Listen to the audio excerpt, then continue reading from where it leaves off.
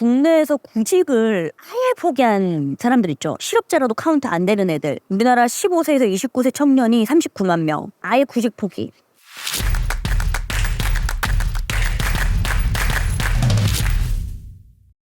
오늘은 미국의 학생들이 대학을 안 간대요. 오늘 이제 대학 진학률에 대해서 좀 얘기를 할 건데, 월스트리트 저널 기사를 보니까 미국 고등학생들 있잖아요. 16세에서 24세의 대학 진학률이 2019년에는 66.2%였는데 작년 보니까 62%로 한 4% 정도가 빠졌거든요. 그래서 좀 많이 빠졌네? 근데 이 수치는 2009년도에는 70%가 넘었어요. 2009년 대비해서는 지금 15%나 빠진 거예요. 그래서 사람들이 대학 안 가고 어디 가나 했더니 취업 전선에 뛰어들고 있대요. 그리고 이런 거 있잖아요. 보통 대학 가면은 뭔가 좀 화이트 컬러, 전문직 이렇게 한다라고 하는데, 이제 대학에 진학하지 않은 친구들이 어디가라고 했더니 우리가 이제 얘기하는 블루 컬러, 서비스, 생산, 기술 이런 쪽으로 빠지고 있대요. 근데 요쪽 분야에 사람들이 늘고 있다 보니까 오히려 청년 실업률이 낮아졌어요. 그래서 이제 청년 실업률을 포함해서 노동자 실업률이 70년 만에 최저치 9.2%를 기록했대요. 그래서 아무래도 그런 거 있잖아요. 이제 코로나 끝나면서 사람들이 여행도 많이 가려고 해, 뭐 외출 많이 하려고 해 하니까 서비스, 여행, 음식료 이런 쪽에 수요가 많아지니까 저희 사람 구해요 하니까 일자리가 넘치는 거예요. 근데 이제 대학 진학 안 하는 애들은 여기 돈 좀 준다. 왜냐면은 이 사람들은 사람들을 빨리 데려와야 돈을 벌잖아요. 코로나 2년 동안 돈을 못 벌었는데 여행 올라왔다. 이제 레스토랑 온다. 바짝 사람 빨리 구해야 되잖아요. 물 들어올 때 노 엄청 젓는 거고. 그러니까 돈을 많이 주는 거예요. 그래서 살펴보니까 레저, 스포츠, 일반업 이런 직군의 임금이 2019년부터 3, 4년 동안 30%나 올랐대요.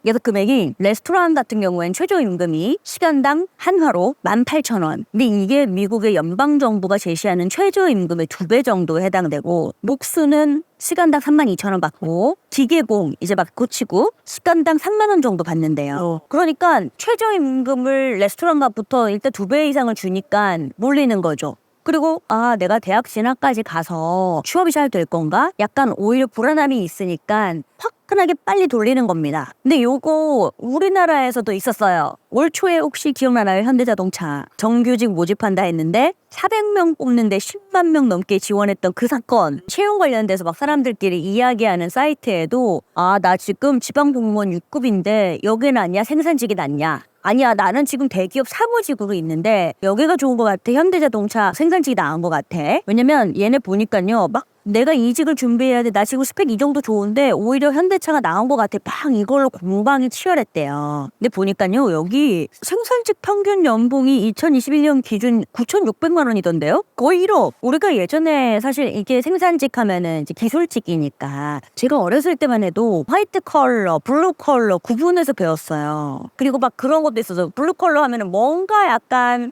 화이트 컬러에 비해서는 떨어진다, 그런 잘못된 교육을 했던 적도 있었어요. 그래서 모두가 화이트 컬러 사무직 해야 되고 대학까지 나와서 금융권이나 뭐 그런 데 들어가야 돼. 그 교육 진짜 많이 받았거든요. 많이 바뀌었어요. 예전에는 철밥통 화이트 컬러 사무직 금융계에 있다 되게 빵빵하고 정말 너무 잘 됐다라고 생각했는데, 지금은 너무 사회도 빨리 변하고 인식이 되게 많이 바뀐 것 같아요. 그래서 제가 요거 관련해가지고 트렌드 빅데이터 조금 봤거든요. 현대자동차 채용이 올 초에 일어난 일이기 때문에 올해 2월부터 4월까지 현대차 했을 때 이 현대차 채용 관련된 데이터를 쭉 봤거든요. 그랬더니 이 데이터 보면 기본적으로 SNS에서는 현대차 채용 관련한 키워드에 대한 언급이 긍정이 한 69%, 부정이 29% 정도 나왔고, 긍정은 아무래도 스펙 제한 없이 채용이잖아요. 그러니까 긍정적인 단어는 제한 없다, 적극적, 관심 크다, 긍정적 이런 것들이 이제 긍정 관련된 감정으로 표출됐고, 부정 관련되는 건 차별적, 폭주, 어렵다, 심각하다. 그리고 이거 관련해서 제가 또 연관어도 봤어요. 현대차 채용이라고 했을 때 어떤 단어가 SNS에서 함께 언급되나. 그래서 봤더니요, 보통은 채용, 홈페이지, 생산직, 지원. 그래프도요, 언급량이요 2월 3월에만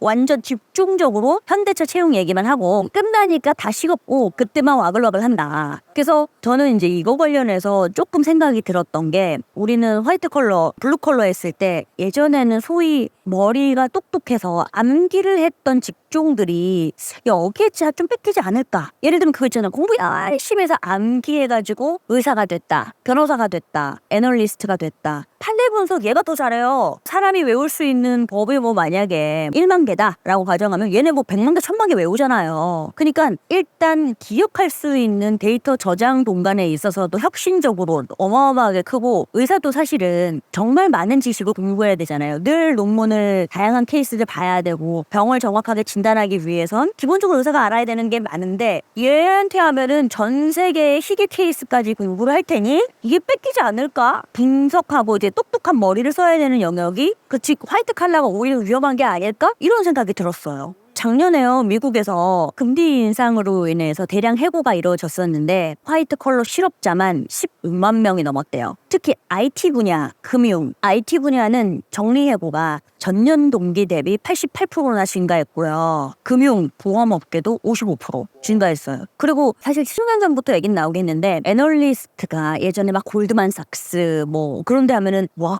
그런 데서 애널리스트야 진짜 똑똑하다 했잖아요. 근데 지금 상당 부분 또 AI 이런 애들이 대체되고 있대요. 가장 큰 이유가 이런 거죠. 지금 애널리스트가 어떤 큰 주가가 폭락하거나 어떤 사건이 났다. 애널리스트는 이게 지난 10년간 데이터를 봤을 때 내가 이러이러 변수들을 이렇게 추적할 수 있어 하는데 얘는요 지난 100년의 주식 역사상 이런 식으로 추정을 해버리는 거예요. 그때 그랬어요. 예전에 제가 기억하는 기사는 골드만삭스의 애널리스트가 48시간 동안 리포트를 작성하는 걸 얘는 한 10분도 안 돼서 끝낸다. 그러니까 이제 멘탈 나가는 시점인 거예요. 저희는 이제 그런 생각이 들어요. 데이터 분석과 전략을 실행하는 영역에 있어서도 AI가 묵직하게 자리를 조금씩 차지하고 있다.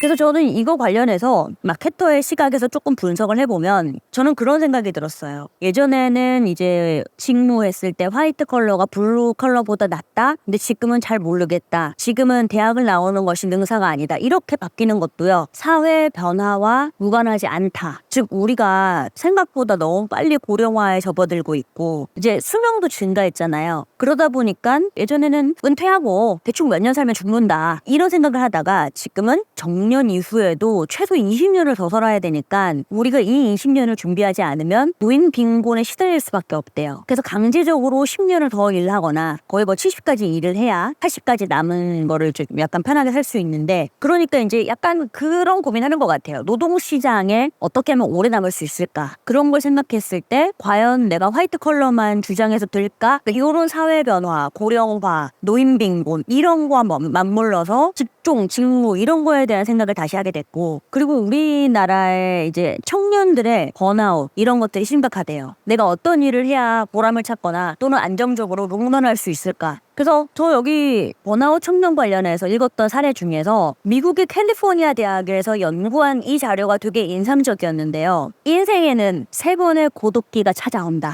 첫 번째, 죽음이 가까워지는 80대. 두 번째, 체력과 수입이 모두 꺾이는 50대. 마지막으로 인생의 중대사를 결정해야 되는 20대래요. 생각해보면은 저도 그랬는데 20대의 청년의 무게가 너무 심한 게 내가 20대에 결혼과 자녀와 이런 것들을 정말 중요한 일생일대의 중요한 결정을 해야 되고 내가 직업을 결정해야 돼요. 평생 나한테 이게 맞는지 모르겠지만 일단 첫 직장을 구해야 돼요. 그러니까 이들이 이거에 대한 지치고 방황하고 그 스트레스가 어마어마하게 커지는데 또 챗GPT 같은 너무 뛰어난 기술들이 들어오고 하니까 내가 이걸 해도 될까? 밀릴까? 저걸 할까? 밀릴까? 이런 스트레스에 노출되어 있다. 그래서 국내에서 구직을 아예 포기한 사람들 있죠. 실업자라도 카운트 안 되는 애들. 우리나라 15세에서 29세 청년이 39만 명. 아예 구직 포기. 그중에서 29만 2천 명은 한 번은 다녔어. 근데 안 인계비어해서 몇 개월 만에 그냥 나와버리고 나 안 해. 그래서 포기해버리는 거예요. 그래서 우리나라에 이제 일을 그만두고 1년 동안 아무것도 안 하는 청년은 한 6만 명이 된대요.